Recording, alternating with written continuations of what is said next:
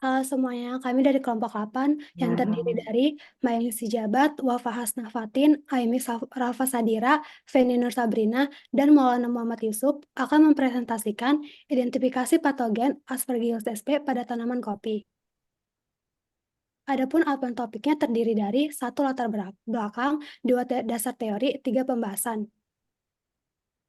Dilakukannya latar belakang pada identifikasi patogen karena ditemukan penurunan produksi biji kopi Arabica karena terinfeksi spora Aspergillus sp. Berdasarkan penelitian Nilia, pada tahun 2021 terdapat 13 jenis kontaminan jamur pada biji kopi. Salah satunya adalah Aspergillus flavus sebesar 83,3%.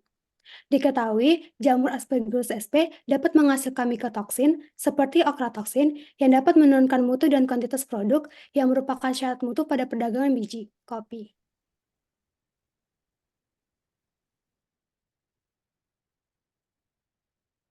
Berikutnya ada teori dasar, di mana yang pertama ada tentang taksonomi dan morfologi.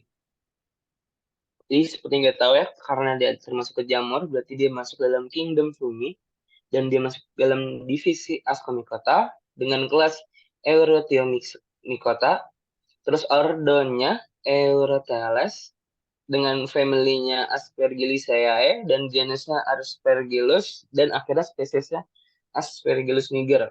Nah, karena dia masuk ke dalam filum Ascomycota, sehingga secara mikroskopis dia bakal memiliki hifa yang bersepta, dan secara makroskopis dia membentuk koloni yang berhifa-hifa berserabut gitu, tapi berwarna putih, dengan nanti kalau sudah dewasa karena spora-sporanya dia akan berwarna kehitaman.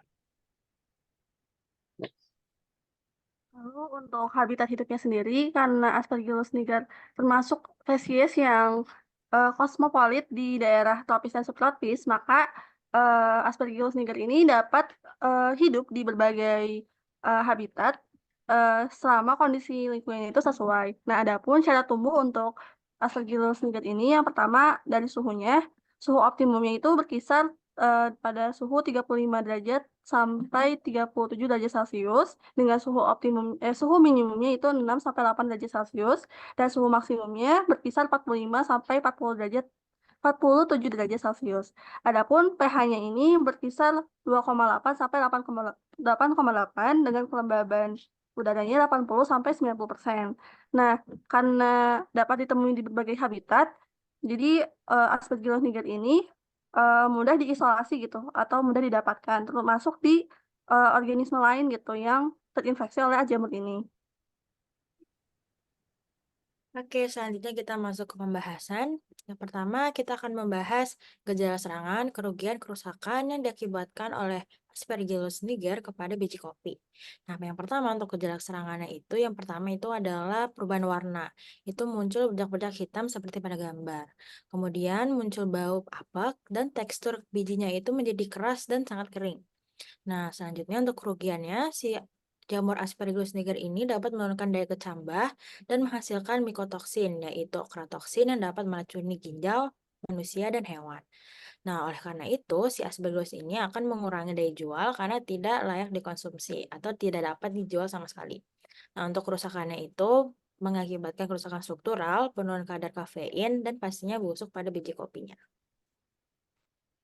Oke, selanjutnya ada metode pengendalian. Metode pengendalian ini dapat berupa pencegahan ataupun dapat berupa penanganan. Di sini terdapat 3 metode dengan satu metode tambahan yaitu metode gabungan. Yang pertama ada metode fisik.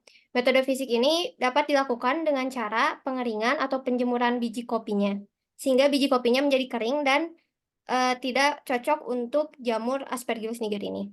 Lalu kedua, menentukan tempat penyimpanan. Penyimpanan yang sesuai dengan biji kopi akan mencegah jamur Aspergillus niger ini untuk menghinggapi biji kopinya. Yang kedua, ada metode kimia. Metode kimia bisa digunakan cara penggunaan fungisida ataupun biokontrol, namun harus sesuai dengan dosis yang sudah ditentukan. Selanjutnya ada biologis. Berdasarkan literatur, bakteri asam laktat atau BAL dapat digunakan untuk pengendalian Aspergillus niger.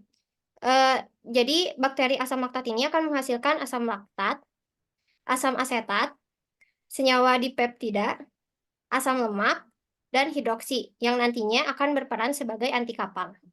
Nah, lalu selanjutnya ada gabungan. Metode gabungan ini adalah metode yang digabungkan berdasarkan metode-metode yang lainnya, sehingga pengendalian akan menjadi lebih efektif. Contohnya seperti teknik pengeringan disatukan dengan teknik penyimpanan, lalu digunakan juga pestisida dan juga digunakan penggunaan organisme biologis. Oke, berikut daftar pusaka yang kami gunakan. Sekian dari kelompok kami, mohon maaf bila banyak kesalahan. Terima kasih.